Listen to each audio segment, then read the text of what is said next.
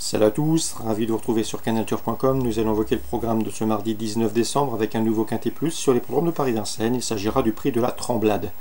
Une épreuve dans laquelle un cheval va débuter sur 3 sols avec des légitimes ambitions. C'est le Scandinave, le numéro 13, Texem. Un cheval qui possède de solides références. Il compte déjà 14 victoires en 32 courses courues. Sachez également qu'il a pris la 4e place du Grand Prix d'Oslo, courant juin, épreuve dans laquelle il terminait dans le sillage de trotteurs et de cadors de la trempe de Twister Bill, Lionel ou encore Aubryon du Gers.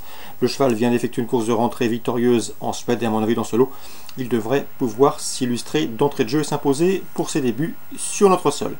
On lui propose un numéro 5, Viking Fromentro, qu'il ne faut surtout pas condamner hâtivement sur sa 7e place, enregistrée pas plus tard que vendredi dernier dans un quintet.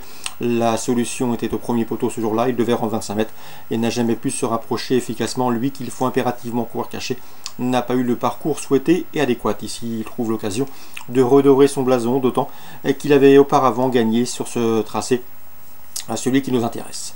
Le numéro 8, Univaldi d'Aval, mérite lui aussi d'être repris en confiance. Il a été le favori battu d'un quintet référence, le prix de Sillé-le-Guillaume le mois dernier sur ce parcours.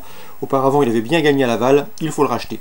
Le 15, Vasco Flower, n'a pas gagné depuis septembre 2016, mais c'est un cheval qui est confirmé à ce niveau. Déjà 2 victoires et 4 places pour lui en 16 quintets courus. Il a pris la 5e place du quintet référence, prix de Sillé-le-Guillaume. On garde également le numéro 12, Athos Devolo, qui lui a terminé 3e de ce même prix de Sillé-le-Guillaume le mois dernier sur ce tracé. Mieux vaut donc lui accorder crédit.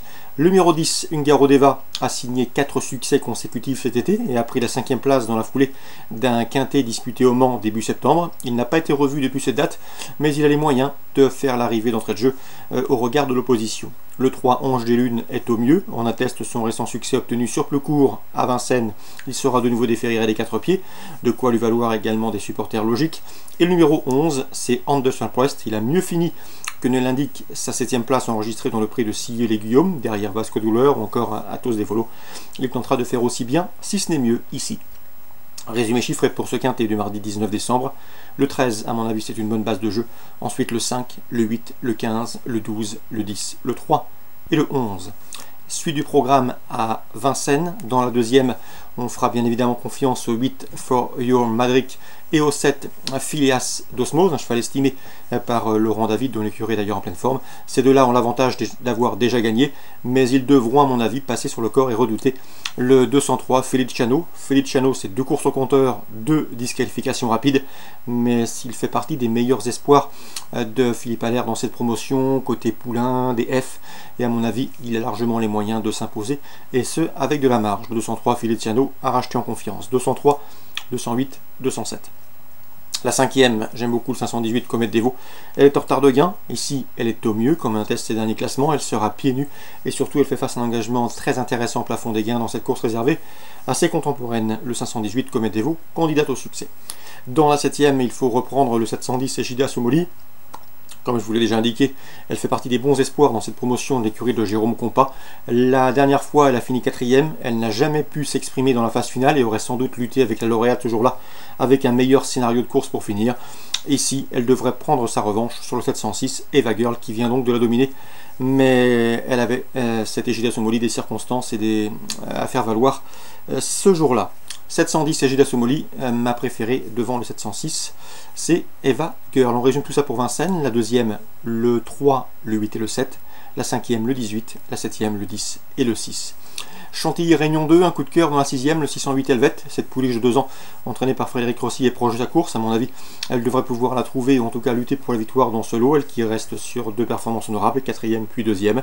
Concernant Amiens en Réunion 3, 2 informations à vous transmettre. Tout d'abord, dans la première, le 108 Bahama les Ondes, qui à mon avis a une belle saison hivernale à faire. Elle devrait afficher des progrès sur sa course de rentrée à Graines, début décembre. Elle a du potentiel, elle fait face à un engagement très intéressant au premier poteau. C'est toujours un plus sur cette petite piste d'Amiens de partir en tête. Et à mon avis, elle devra en tirer profit. Le 108 Bahama des Ondes qui va courir en amélioration. Attention également dans la 3e Au 304 d'Imoco de Jamac. Ludovic Danilo était très confiant en début de mois. Agreille malheureusement sont protégés par Théo Gallo.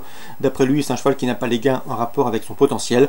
Auparavant, avant cette disqualification, le cheval avait signé 2 probes en succès et à mon avis, il reprend le cours de ses bonnes performances dans cette épreuve à sa portée.